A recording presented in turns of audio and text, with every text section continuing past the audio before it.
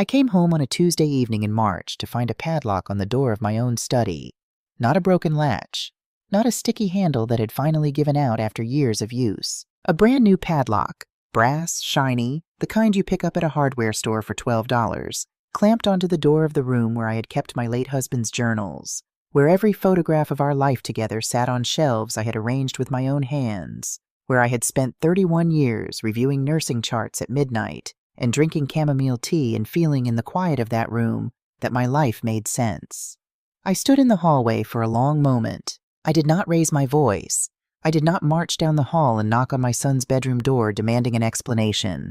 I simply stood there, looked at that padlock, and felt something shift inside me.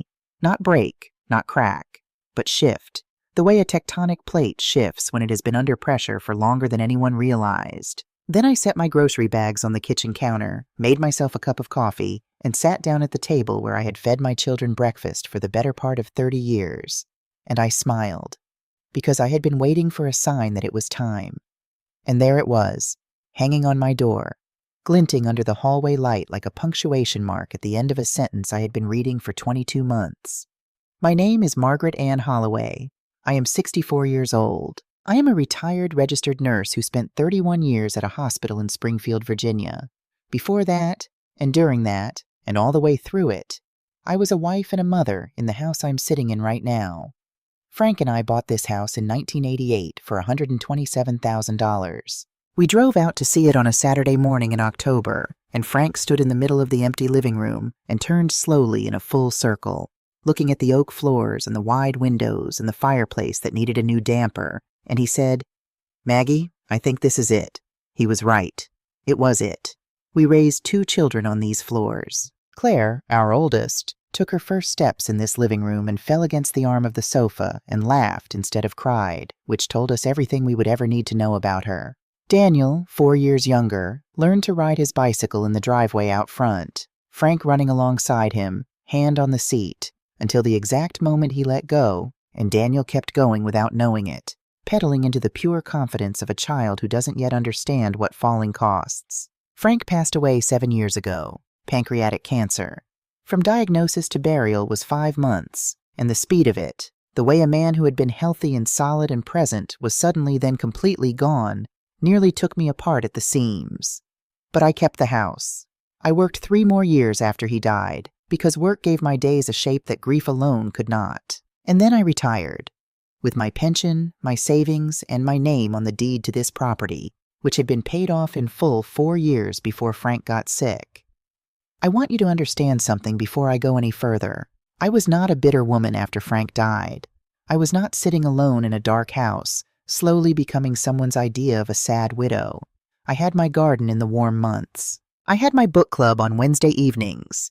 6 women who had been meeting for 16 years, who had read everything from Toni Morrison to John Grisham, and argued about all of it with the particular freedom of women who no longer feel the need to be polite about their opinions. I had Claire, who called every Sunday without fail and drove up from Richmond 3 or 4 times a year.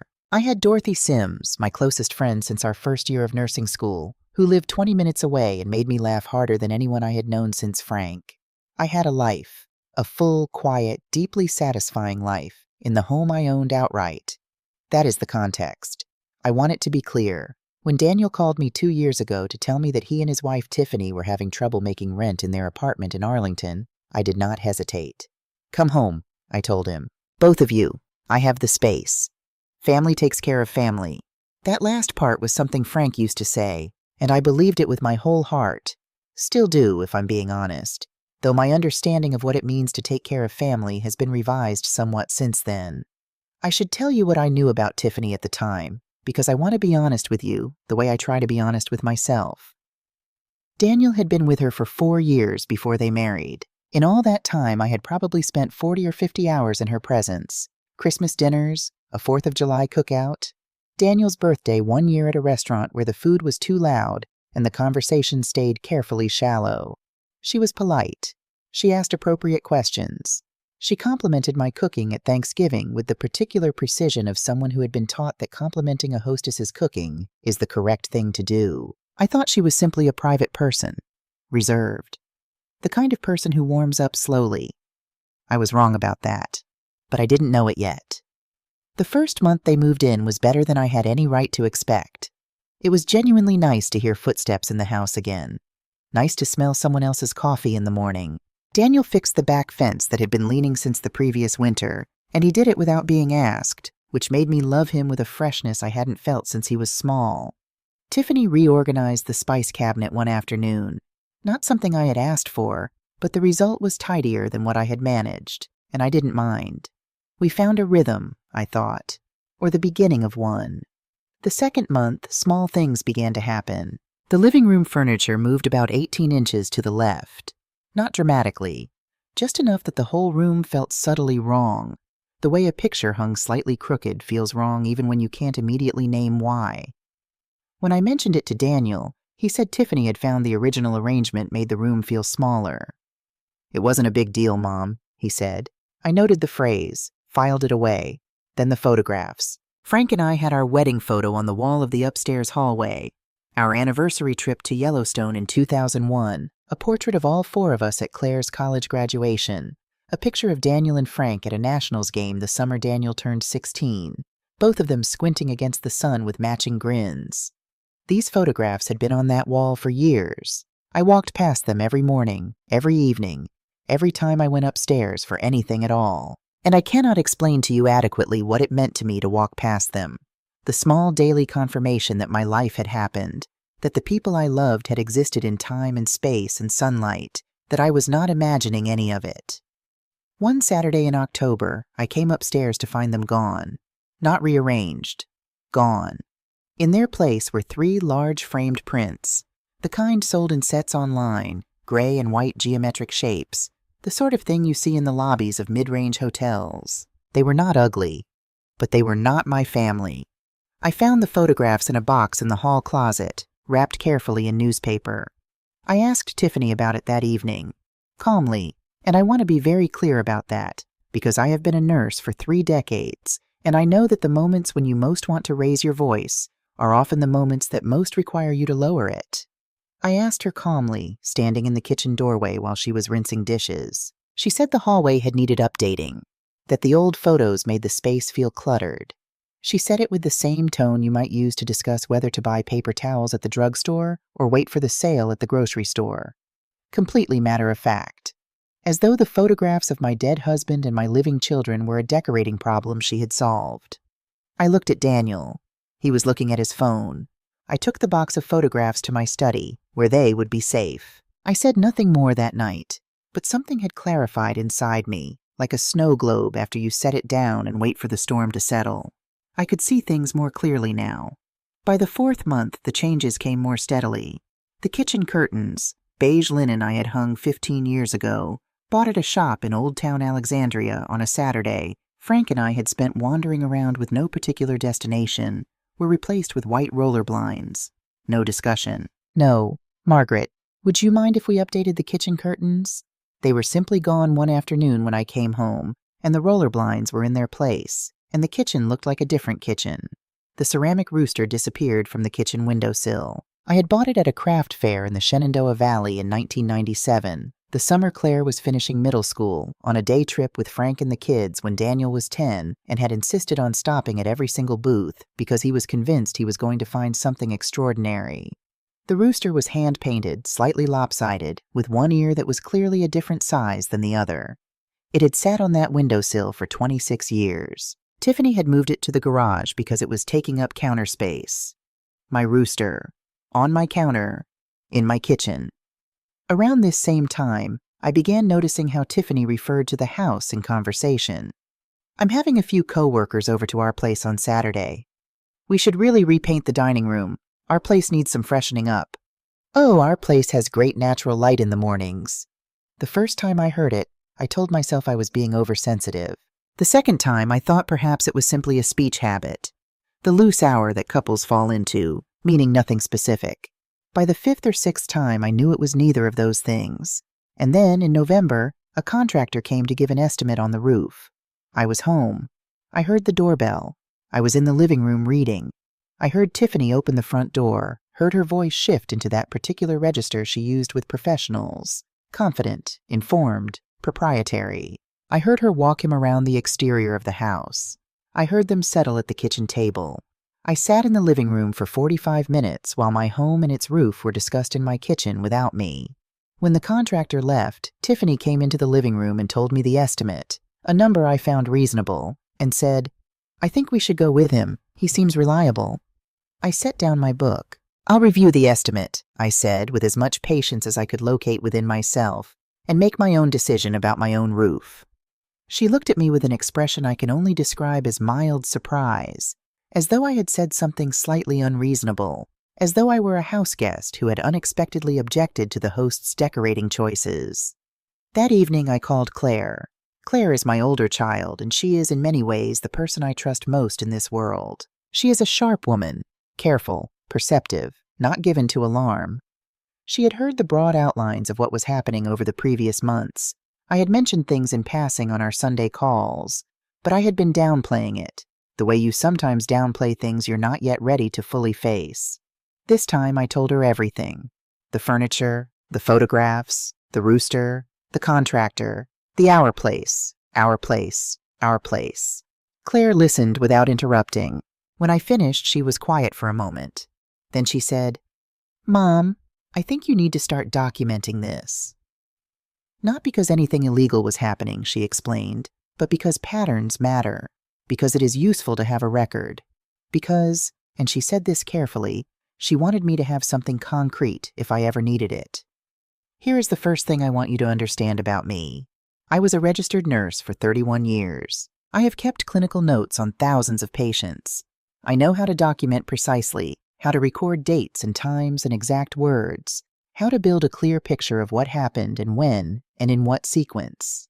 I know that the most important thing about documentation is that you begin before you think you need it, because by the time you know you need it, you have already lost the early evidence. And so when Claire suggested I start documenting, I did not say yes. Good idea. I'll start tomorrow. I reached into the drawer of the side table next to my armchair where I had been keeping a small navy blue notebook since the second month they moved in.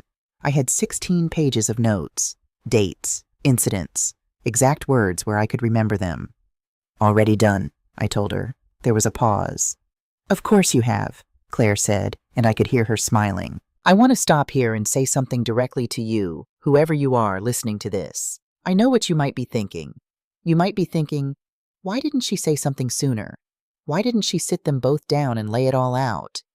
Why did she let it go on this long?" I understand that reaction, but I want you to consider something.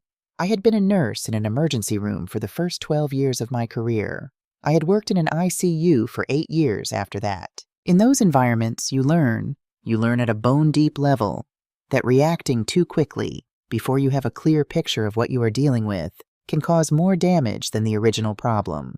You learn to observe first, to gather data, to wait until you understand what you are actually looking at before you intervene. What I was looking at, by the end of that 5th month, was not a daughter-in-law making herself at home in my house. I was looking at someone who was, with great patience and deliberate consistency, making my house hers. There is a difference between those two things. It is not a subtle difference. The first is what guests do, what family does, what the people you love do when you invite them into your space, and they begin, naturally and warmly, to leave their mark on it. Frank's coffee mug on my desk, Claire's rain jacket hung on the wrong hook, Daniel's bicycle helmet on the kitchen table because he never once in his entire life found the hook on the first try. What Tiffany was doing was different. It was the systematic replacement of every visible trace of my life with something else, something that did not belong to me, did not know me, and did not remember Frank. I was not going to bring this to a head before I was ready. I was not going to have an emotional confrontation in the kitchen and say things I couldn't take back, and then have to live in the aftermath of that outburst for however long it took the situation to resolve. I was going to be ready first. So I observed. I documented. I waited. And then, in the middle of February, Tiffany asked me over breakfast whether I had ever thought about downsizing. She said it casually, the way you might ask someone if they had tried the new coffee shop on Route 7. She said that practically speaking, the house was quite large for one person, which was interesting phrasing, given that there were 3 of us living in it. She said a condo might be easier to manage. Less maintenance, more social activities nearby. She mentioned a development near Fairfax she had seen advertised. I set down my coffee cup. I looked at her across the table, and I said with great care that I was 64 years old, in excellent health, and that I had no plans whatsoever to leave my home. She nodded, made a small sound of acknowledgement, changed the subject. I finished my coffee, washed my cup, walked down the hall to my study, and sat down at the desk where Frank had sat for 20 years, and I thought, it's time. That afternoon, I called Patricia Walsh. Patricia is a real estate and estate planning attorney who had been referred to me years ago by a colleague. I had never needed her before. Frank and I had done a simple will together when the children were small, and I hadn't touched it since he died. I called her now and explained the situation in clinical terms, the way I would have explained a patient's symptoms to an attending physician. Here are the facts. Here is the timeline. Here is what I believe is happening. Patricia listened without interrupting. Then she said, "Margaret, the most important thing right now is to make sure all your critical documents are stored somewhere outside that house. Property deed, will, financial records, insurance documents, all of it out of the house and in secure keeping elsewhere." She also recommended I update my will, which was 7 years out of date. I made an appointment for the following week. I updated my will. Claire became the executor of my estate. The house. This house. The one Frank and I bought together in 1988. The one with the oak floors and the fireplace and the leaning back fence Daniel had fixed the previous spring would go to Claire, along with the majority of my assets. Daniel would receive a portion. It would not be nothing. He was still my son, and he would always be my son. But certain things had become very clear to me about what I wanted and what I did not want. I also, that same week, purchased a small bolt cutter from the hardware store on Commerce Street. I brought it home and placed it in the bottom of my toolbox in the garage, under the level and the extra set of drill bits. I told no one. I also had a small security camera installed in the upstairs hallway, the kind that is barely noticeable, positioned on the shelf where my photographs used to hang before they were put in a box and wrapped in newspaper. I told no one about that either, and then I waited. I didn't have to wait long.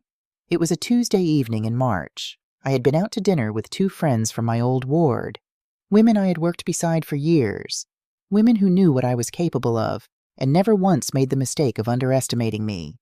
I drove home in the dark, came through the front door, set my keys on the hook by the entrance, and walked down the hallway. And there it was, a brass padlock on the door of my study. I stood in front of it for a long moment.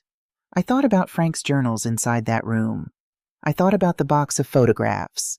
I thought about the rocking chair Frank had stripped and refinished himself the winter before he got sick, sitting in the corner where it had always been. Then I went to the kitchen, made a cup of coffee, sat down at the table, and smiled. Because I had been waiting for a sign, and I had one. The next morning I woke at 5:30, my usual time, the hour my body has kept without an alarm since my first ICU rotation in 1991. I dressed, I made coffee, I went to the garage. I found the bolt cutter in the toolbox exactly where I had placed it. I walked back down the hallway. It was quiet. Daniel and Tiffany were still asleep. I positioned the bolt cutter around the shackle of the padlock. I pressed. The lock gave way with a sound that was, I have to say, deeply satisfying. I set it on the hallway floor. I opened the door of my study. I sat down at Frank's desk. I took out a piece of paper and a pen. Not a printer, a pen, because some things deserve to be handwritten. And I began to write. I want to tell you what I wrote in that letter. Not a summary, not the general shape of it. I want to tell you the actual words, as close as I can remember them, because I think the words matter. I think the words are, in some ways, the whole point of this story. I took the pen and I wrote at the top of the page, in the center, with a space below it before anything else. This is my home. Not an accusation, not the opening salvo of an argument, just that fact, standing alone at the top of the page the way a title stands above a document, stating plainly what everything that follows is about. Then I wrote about Frank. I wrote about the man who had stood in the middle of an empty living room in October of 1988 and turned in a slow circle and said, "I think this is it." I wrote about 26 years of Saturday mornings in this kitchen, of Frank drinking his coffee standing up because he said sitting down to drink coffee was something you did when you had nowhere important to be, and he always had somewhere important to be. I wrote about the way he refinished the rocking chair in the corner of this very room, stripped it down to bare wood, sanded it by hand over the course of 2 weekends, applied 3 coats of a warm walnut stain, the winter before he got sick, when neither of us knew yet that it would be the last winter project he would ever finish. I wrote, "His memory lives in these walls in a way that no online print can replace and no padlock can contain." Then I wrote about Daniel. I wrote carefully, not with anger, not with the heat of a mother who has been pushed past her limit and wants the other person to feel it. I wrote with the deliberate precision of a woman who has spent 3 decades choosing her words in high-stakes moments, who knows that the words you say in the hardest conversations are the ones that last the longest. I wrote that I loved my son without condition, that I had loved him since before he was born, since the afternoon I sat in the parking lot of the hospital where I worked and looked at a drugstore pregnancy test and felt the specific, irreversible shift of a life-changing direction. That loving him had never required me to be less than I was. That loving him did not require me to surrender my home, or my dignity, or the memory of his father. I wrote that I had consulted an attorney. I wrote that my will had been updated, that the documents were filed and on record with Patricia Walsh's office, and that the house would go to Claire along with the majority of my estate. I wrote that this decision was final and was not subject to renegotiation. I wrote that I was giving them 60 days to make other living arrangements, beginning today. And then, at the bottom of the page, I wrote the thing I had been turning over in my mind for weeks. A sentence that had come to me one evening while I was sitting in the garden in the last of the October light, watching the last of the season's sunflowers go to seed.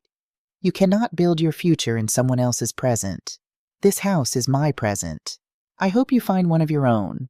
I signed it with my full name, Margaret Ann Holloway. Not Mom, not Maggie. My full name. The way you sign a legal document. The way you sign something you intend to stand behind completely. I folded the letter. I wrote Tiffany on the outside in my clearest handwriting. I walked down the hall to the kitchen and placed it in the center of the table. Then I went back to my study, sat down in Frank's chair, and waited for the morning to arrive. They woke at 7:30. I heard the alarm. I heard the particular sequence of sounds that had become familiar over 22 months. The creak of the bedroom door, the kettle, the soft percussion of a household coming to life. Normal sounds, the sounds of a Wednesday morning. And then the sounds stopped.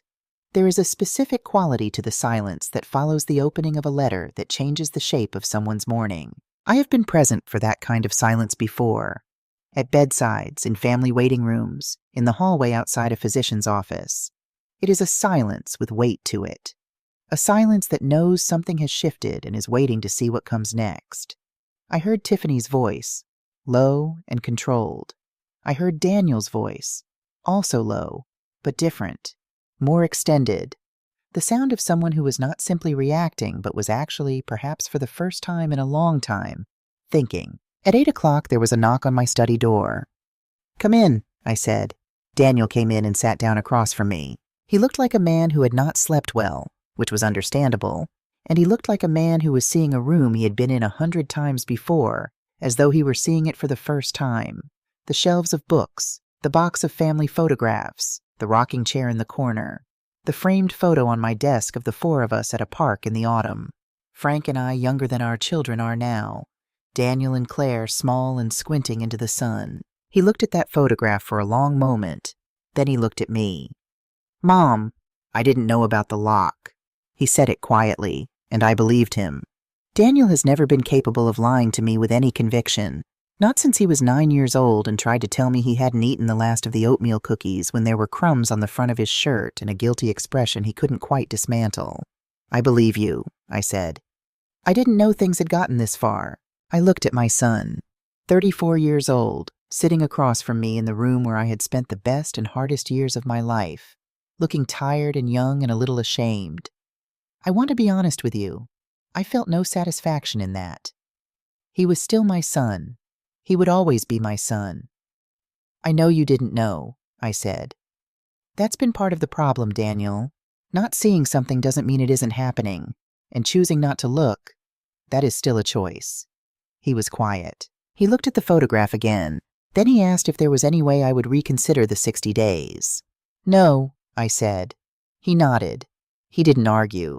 And something in the way he accepted it, Not with relief, not with resentment, but with a kind of exhausted recognition, told me that some part of him had understood, maybe for longer than I knew, that this was where things were heading.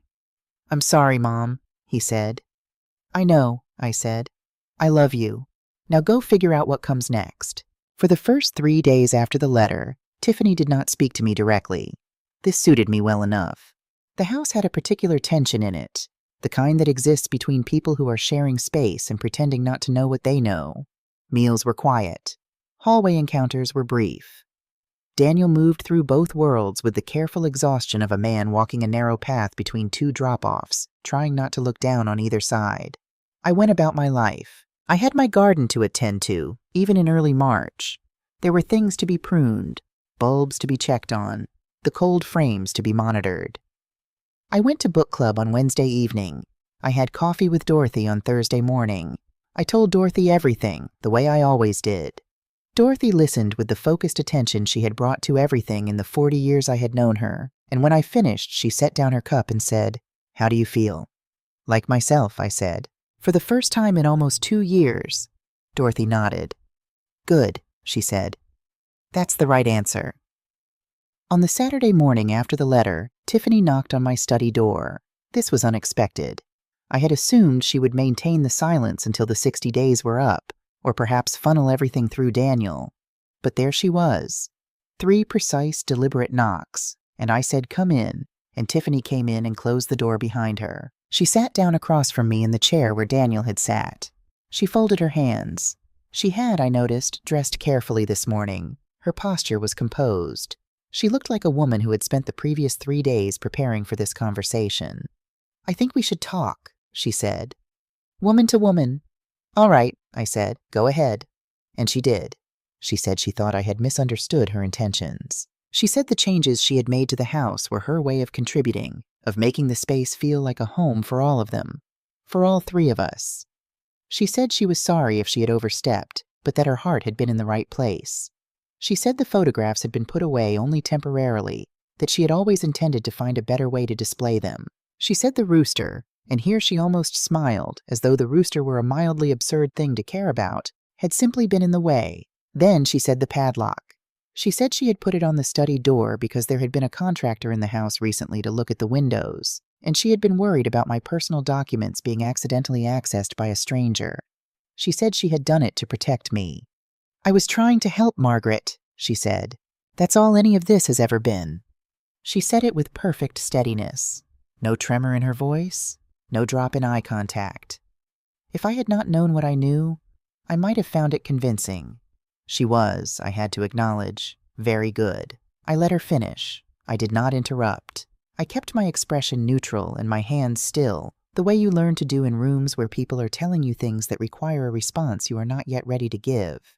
When she was done, I looked at her for a moment.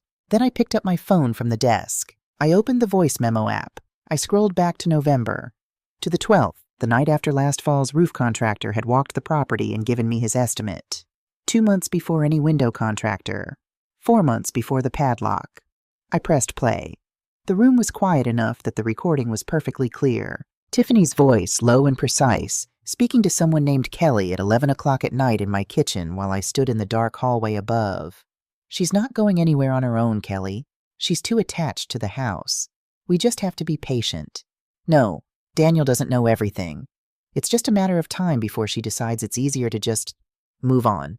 I stopped the recording. I set the phone down on the desk between us. Tiffany did not speak. She looked at the phone. Then she looked at me. And for the first time in 22 months, the composure slipped.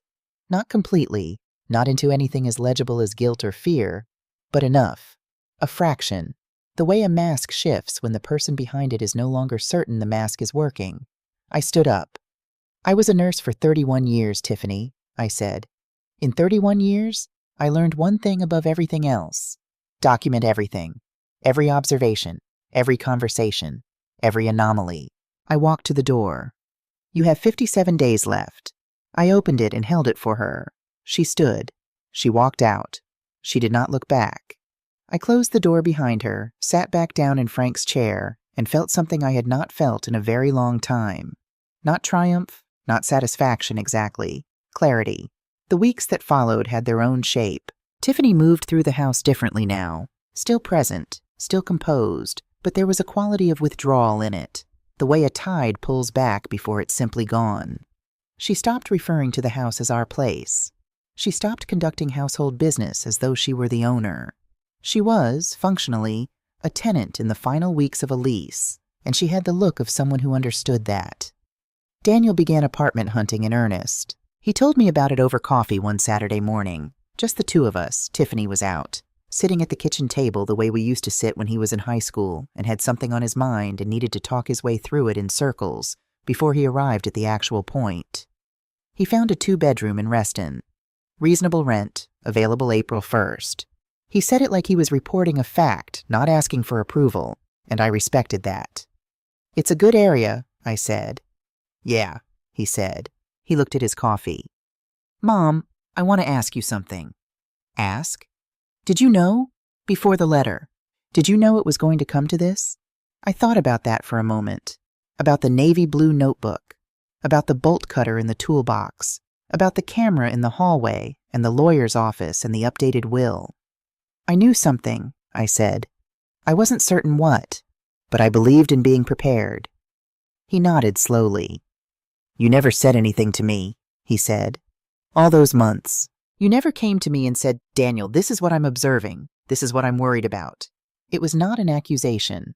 It was a genuine question, the kind that deserves a genuine answer. "Would you have listened?" I asked. He opened his mouth, closed it, looked out the kitchen window at the backyard, at the bare March garden. "I don't know," he said finally. "Maybe not." "That's an honest answer," I said.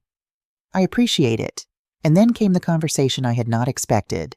3 weeks after the letter, a Thursday evening, Tiffany at a work event in the city, Daniel and I alone in the house for the first time in longer than I could remember. He knocked on my study door again. He came in and sat down. But this time was different. He didn't look at the photograph on the desk, didn't look at the rocking chair or the shelves of books. He looked at me, directly, steadily, with the expression of a man who has spent 3 weeks doing something uncomfortable and necessary inside himself and has arrived somewhere he didn't expect. "Mom, Tiffany told me about the recording." I assumed she would. "She said you played it for her in here." I did. He was quiet for a moment. Outside, the streetlights had come on. The neighborhood was settling into its Thursday evening quietness. "The thing is," he said slowly, "when she told me about it, when she told me what was on it, I wasn't surprised." I looked at him. "I think I knew," he said. "Not the specifics, not word for word, but I think some part of me understood what was happening, and I kept finding reasons not to look at it directly." He stopped, started again. "I kept saying, 'It's not a big deal.' Every time something came up, the furniture, the photos, the contractor. 'It's not a big deal, Mom. It's not a big deal.' And I wonder now if I was saying that to you or saying it to myself." I had been a mother for 38 years. I had sat across from my children in the hardest moments of their lives, the failures and the losses and the times they had made choices I wished they hadn't. And I had learned that there is a particular kind of love required in those moments. Not the love that rushes in to fix, to comfort, to smooth over the rough edge of an honest thing. The love that holds still and lets the honest thing be said. I held still. "Both," I said. "I think you were saying it to both of us." He looked down at his hands. "I'm sorry, Mom. Not just for the last 2 years. For all of it. For choosing the easier thing." "I know," I said. Are we going to be okay?" I thought about the rocking chair behind me, about Frank's voice the winter he refinished it, singing to himself in the garage on Saturday afternoons when he thought no one could hear him, about 38 years of knowing this boy, this man, my son. "We're going to be fine, Daniel," I said. "We are going to be absolutely fine." And I meant every word of it. There is something I have not told you yet. The night before Daniel and Tiffany moved out, the last night of March, a Sunday, the house quiet and full of the particular anticipation of something ending, I sat at Frank's desk for a long time after everyone had gone to sleep. I took out a piece of paper, I took out my pen, and I wrote a second letter. This one was not for the kitchen table. This one was not a document of decisions or a statement of facts or a boundary drawn in ink. This one was something else entirely. I wrote to Daniel. Only Daniel. I wrote that I knew he had chosen not to see, and that I understood why, and that I forgave him. Not because what happened hadn't hurt, but because he was my son, and I had been forgiving him for things since he was small. And this was simply the latest and largest item on a list that had always, without exception, been manageable. I wrote that his father, in 31 years of marriage, had also sometimes chosen the easier path over the honest one, that Frank had been, in this and many other ways, a deeply human man, and that I had loved him anyway, completely, without reservation, until the last morning of his life. I wrote that I was not giving him this letter now, that he was not ready for it yet, not because he wasn't capable, but because some letters need to be read at a specific distance from the events they describe, and that distance had not yet been achieved. I wrote that the letter would be here, in this desk, in this room, whenever he was ready. Come home when you're ready, Daniel. Not to this house. I mean, come home to yourself. Your father and I will be waiting. I folded it. I sealed it. I wrote his name on the front. I put it in the bottom drawer of Frank's desk, under the old notebooks and the spare reading glasses and the photograph of Frank and me at Yellowstone that I kept there, in private, where I didn't have to share it with anyone. I closed the drawer. I sat in the dark for a while in the quiet of the house, listening to it breathe. And then I went to bed. The last day of March fell on a Monday. I woke at 5:30, as I always do. I lay in bed for a few minutes in the dark, listening to the house, the particular sounds of it, the sounds I had been listening to for 36 years, and knew the way you know a piece of music you have heard so many times. It has stopped being something you hear and become something you simply carry inside you. The creak of the second floorboard in the hallway when the temperature changes, the way the furnace clicks twice before it engages, the sound the oak tree in the backyard makes in early morning wind, a low, sustained whisper that Frank used to say sounded like the tree was talking to itself. I knew today was the day. I got up, I dressed. I went to the kitchen and made coffee. I stood at the kitchen window while the coffee brewed and looked out at the backyard in the pale gray light of an early spring morning. The garden was still mostly bare. The forsythia was beginning to show color at the tips, and there were green points coming up in the bed along the fence where I had planted daffodil bulbs the previous October. But the overall impression was of a landscape still deciding whether winter was truly finished, still deciding whether it was safe to come back. I understood the feeling. Daniel and Tiffany had packed most of their things over the previous weekend. The house had a lighter quality to it now, not empty but relieved of something, the way a room feels after you have removed a piece of furniture that was never quite right for the space, and you realize, standing in the gap it left, that the room was always better without it. The moving truck was scheduled for 8 o'clock. I had sandwiches made by 7:30, not as a peace offering. I want to be precise about that. Not as an olive branch or a gesture of reconciliation or a softening of anything I had said or decided. I made sandwiches because feeding people is something I do instinctively, the way you breathe, the way your heart beats without being asked to. I had been making food for people in difficult circumstances for my entire adult life. It was not a statement. It was simply who I am. I set them on the counter, covered with a clean dish towel, and went to sit in my study. The truck arrived at 8:15. I stayed out of the way. That was deliberate. This was not a morning for hovering or supervising or making the process harder than it needed to be. I sat in my study and read, or tried to read. I kept losing the thread of the page and finding myself simply listening to the sounds of the morning instead.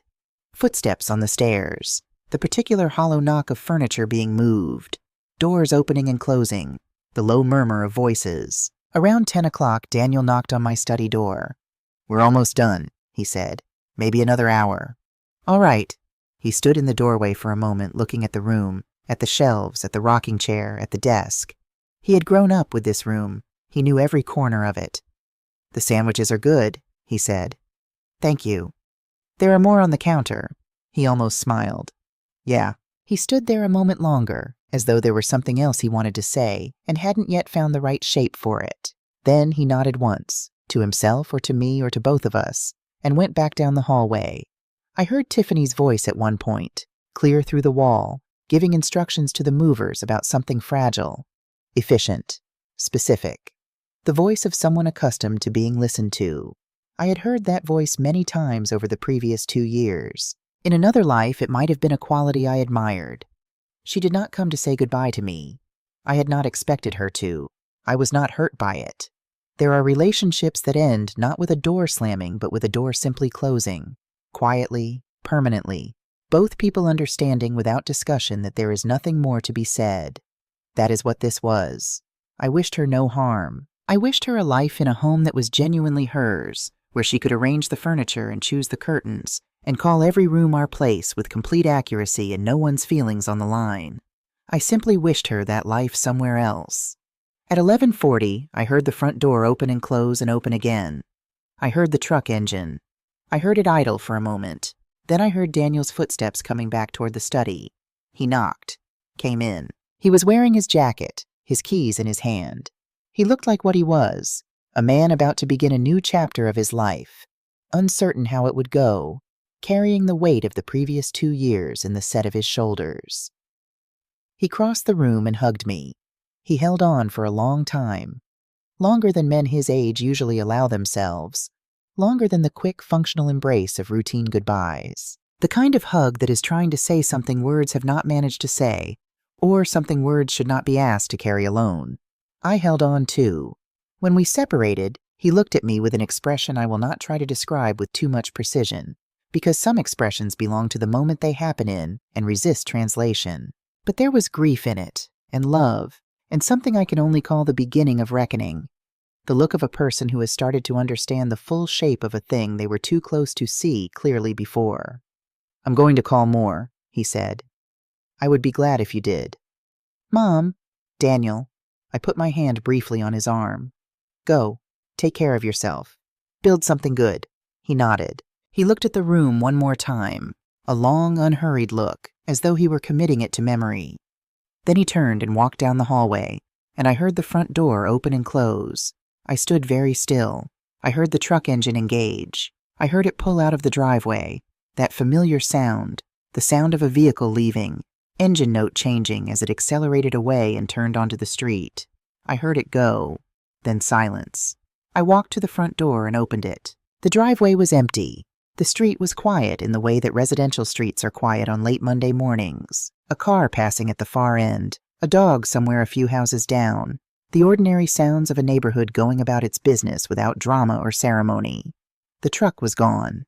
I stood in the doorway for a moment, holding the frame lightly with one hand, feeling the cool March air on my face. In the garden bed along the front walk, the daffodils I had planted the previous October were further along than the ones in the back. The south-facing exposure caught more light, and several of them had opened overnight, yellow and precise, and entirely unconcerned with anything that had happened inside the house behind them. I looked at them for a long moment. Then I went inside and closed the door. I did not call anyone. I did not turn on the television. I simply walked through the rooms. The living room first. The furniture was still in the position Tiffany had moved it to in month 2, shifted 18 inches to the left, the configuration that had made the room feel subtly wrong for nearly 2 years. I stood in the middle of it and looked at it for a while. Then I moved the sofa back, then the armchair, then the side tables. It took about 20 minutes, and I did it slowly, without hurrying, because there was no longer any reason to hurry. When I finished, the room looked like itself again. I stood in the center of it and turned in a slow circle, not the way Frank had done it in 1988, assessing a new and uncertain space, but the way you turn in a familiar room when you are reestablishing the fact of it, reminding yourself of what you always knew. There it is, the hallway next. The 3 gray and white prints were still on the wall. Tiffany had taken many things, but she had left these, which told me something about how she felt about them. I took them down. I carried them to the garage. Then I went to my study and found the box of photographs, still wrapped in newspaper. I unwrapped them one by one. Our wedding photograph. Frank in a suit that was slightly too big for him because he had lost weight in the weeks before the wedding from pure nerves, which was something I had found both endearing and faintly ridiculous. The anniversary trip to Yellowstone, Frank's arm around me, both of us squinting in the high-altitude sun with the particular happiness of people who have been married long enough to stop performing happiness and simply feel it. Claire's college graduation, Daniel and Frank at the Nationals game, both of them grinning at whoever was holding the camera. I carried them back to the hallway. I rehung them one by one, on the same nails, in the same positions, exactly where they had been. When the last one was up, I stepped back and looked at them. The afternoon light was coming through the window at the end of the hallway and falling across the frames, and Frank looked the way he always looked in that wedding photograph, young and slightly surprised and entirely happy. And I stood there for a long time and let myself feel the full weight of missing him. Not the managed missing, the daily functional grief you carry quietly because you have learned that carrying it quietly is the only way to carry it and still get on with living. The real missing, the kind that lives underneath the managed version and surfaces when you have the space and the privacy and the stillness to let it. I let it come. Then I wiped my eyes with the back of my hand, squared my shoulders, and went to the kitchen. The ceramic rooster was still in the garage. I walked out there and found it on the shelf where it had been sitting since Tiffany had relocated it. Slightly dusty, one painted eye regarding me with the mild philosophical expression of a rooster that has waited out harder things than this, and I carried it back to the kitchen and set it on the windowsill where it had lived for 26 years. I looked at it. There you are, I thought. I put the kettle on. I want to try to explain what happened in my kitchen that afternoon, though I am not certain language is entirely adequate to it. I stood at the counter while the kettle heated, looking out at the backyard. The garden was there, still mostly bare and still deciding. The oak tree was there.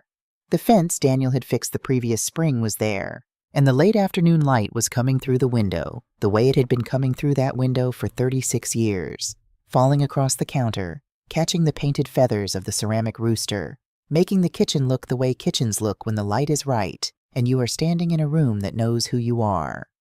The kettle came to a boil. I made my tea. I carried it to the table and sat down, not in my usual chair, but in Frank's old chair, the one on the other side of the table, the one I almost never sat in, because sitting in it felt like borrowing something that belonged to someone else. I sat in it now. I put my hands around the mug. I looked at the kitchen, at the rooster on the windowsill, at the photographs visible through the doorway in the hallway, at the window where the light was doing what it always did at this hour. And something in me, something that had been held in a posture of careful, sustained vigilance for 22 months, the clinical watchfulness, the documentation, the measured responses, the deliberate patience of a woman who knew what she was dealing with and was determined to deal with it correctly, that something let go, not fell apart, not broke, simply let go, the way a muscle releases after a long hold, the way the body finally allows itself to rest when the danger has passed and the work is done. For the first time in 22 months, every room in this house felt like mine. Not mine in the legal sense. It had always been mine in the legal sense. Mine in the deeper way it had been mine before. The way a home is yours when it carries your history in every surface. When the walls know your name. When you can stand in the kitchen on an ordinary Monday afternoon and feel, without effort or argument, that you are exactly where you belong.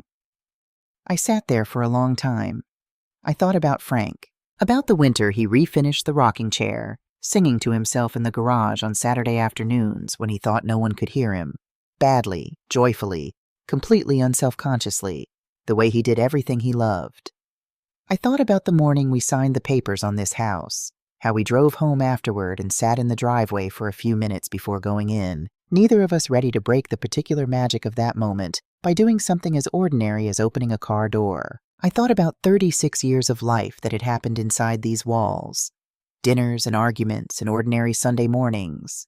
Children who had grown up here and gone out into the world and become people I was proud of, even when they had required me to be disappointed in them first. Illness and recovery and loss and the long, quiet work of continuing after loss. The garden every spring. The sound of the oak tree in the wind. Worth protecting, I thought. Whatever it takes. Whatever the discomfort, whatever the difficult conversations that have to happen first, it is worth protecting. Because a home is not a property. It is not an asset or an address on a legal document. It is the physical record of a life. Every surface a document, every room a chapter, every ordinary object carrying the weight of the days it has witnessed. The ceramic rooster had witnessed 26 years. The rocking chair had witnessed the last winter of Frank's health. The photographs in the hallway had witnessed all of us at our best moments, caught in light, squinting and happy and entirely unaware of what was coming next. You do not give those things up, not to keep the peace, not to avoid a difficult conversation, not to accommodate someone else's vision of what your life should look like. You hold on, carefully, deliberately, with both hands and clear eyes and every tool at your disposal. And when someone puts a padlock on the door of what is yours, you get the bolt cutter you already bought, and you take it off. Claire drove up from Richmond the following weekend. She arrived Saturday morning with a bottle of good wine and the particular energy she brings to situations that have been resolved correctly. Bright, warm, slightly triumphant on my behalf in the way that good daughters are triumphant on their mother's behalf. We spent the afternoon in the garden. The daffodils were fully open now, and the forsythia had come in yellow and extravagant along the back fence, and there were signs of life everywhere I looked. The methodical, unhurried return of things that had simply been waiting for the right conditions. We weeded, we talked, we planned what to plant where, the way we had done every spring since Claire was old enough to hold a trowel without putting it in her mouth. In the evening, we sat on the back porch with the wine, wrapped in jackets because it was still early April, and Virginia reserves the right to be cold in the evenings, regardless of what the daytime has promised. We talked until nearly midnight, about everything and nothing, the way you talk with someone you love when you no longer have to talk around the difficult thing that has been sitting in the middle of every conversation for 2 years. At some point, Claire said, "Are you okay, Mom? Really okay?" I looked at the garden in the dark, at the shape of the oak tree against the sky, at the light coming through the kitchen window where the rooster sat on its windowsill. "Yes," I said, "I really am." She looked at me for a moment. Claire, who is sharp and careful and not easily reassured, and then she nodded. "Good," she said. "That's the right answer." It was, I noted, exactly what Dorothy had said. I made a mental note to tell Dorothy that when we had coffee on Thursday. Daniel called on the first Sunday of April, then the second. By the third Sunday it had become, without either of us explicitly deciding it, a standing arrangement. Sunday evenings around 7, long enough to be a real conversation, not so long that we ran out of things to say. We talked about ordinary things, his new apartment, the way the light came in the mornings, a coffee shop he had found 2 blocks away, the fact that he was cooking more, which was something he had always meant to do. I told him about the garden, about book club, about Dorothy, about the particular pleasure of having my kitchen back. He sounded better than he had in a long time, lighter, more like himself, the self I remembered from before, the person he was when he wasn't managing the distance between 2 lives that didn't fit together. He did not mention Tiffany, and I did not ask. There are things that will find their own time and their own words, and this was one of them. What I knew was this: my son was still my son. The 2 years had not changed that. The difficult conversations had not changed that. Nothing that had happened in that house had touched the fundamental fact of who we were to each other. That is the thing about love that is built on something real. You can stress it, you can strain it, you can ignore it for long enough that it goes quiet, and mistake the quiet for absence. But it does not break. There is a drawer in Frank's desk, the bottom drawer on the left side. It sticks slightly in humid weather. Frank was always meaning to fix it and never quite got around to it, which was, I used to tell him, consistent with his approach to the other 14 things on the house maintenance list. In that drawer there is a letter. It is sealed and addressed in my handwriting. It has been there since the last night of March, waiting with the particular patience of things that know they will be needed eventually. I do not know when Daniel will ask for it. I do not know when he will be ready to hear it. But I have found in 38 years of being someone's mother that children find their way back to the things they need when they have built enough of themselves to be able to receive them. He will find his way back. In the meantime, the drawer holds what it holds, the letter waits, and the room waits with it. The garden came up beautifully this past spring. I say that every year, but last spring I meant it with a particular conviction, as though the garden had been storing something up and was finally spending it freely. The heirloom tomatoes climbed higher than they had in years. The sunflowers along the south fence grew taller than I did. The old rose bush by the back steps that I have been arguing with for 15 years produced, entirely without explanation, more blooms than I had ever seen it produce. Frank would have had a theory about why. Some mornings I sit on the back porch with my coffee in the early light, before the neighborhood is fully awake, before the day has formed into anything requiring a response. The oak tree does what it always does in a morning breeze. The garden does what it does. The house does what it does. And I think about what it means to have a home. Not a property, Not an asset or an investment or an address on a legal document. A home. A place that has been shaped by your living and that shapes your living in return, that carries the impression of the people you have loved and lost and raised and let go, that holds in its walls the specific gravity of a life actually lived. That is worth protecting. Not because possessions matter more than people. They don't.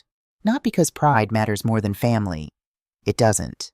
But because there are things that cannot be replaced. There are things that once surrendered do not come back. There are versions of yourself.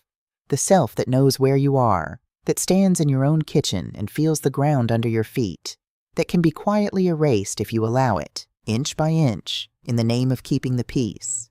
And the peace that is purchased with the erasure of yourself is not peace. It is surrender wearing a polite expression.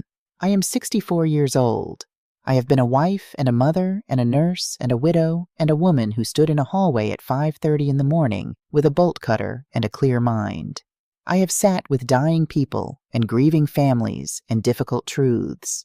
I have learned over the long course of a life that the most important thing you can bring to any hard situation is not toughness or anger or the willingness to fight. It is clarity. Know what is yours. Know what it is worth. Know what you will and will not accept. And then act from that knowledge, calmly, deliberately, without drama, without cruelty, without the loss of a single thing that actually matters. The rocking chair is still in my study, exactly where it belongs. Some mornings I sit in it with my coffee before the day begins, and the room is quiet, and the light comes in through the window the way it has been coming in for 36 years. And I feel Frank in the room with me. Not mystically, not in any way I would try to explain to someone who hasn't felt it. Simply in the way that beloved rooms hold the shape of the people who loved them. The way a place absorbs the presence of a life lived fully within it and gives it back to you, quietly, in the early hours when everything is still. A house is just wood and nails, Maggie. A home is what you pour into it. I have been pouring into this home for 36 years. Nobody gets to take that from me. Not a padlock, not a plan, not the quiet, patient assumption of someone who mistook my patience for weakness and my silence for surrender. I am Margaret Ann Holloway. This is my home, and I intend to keep it.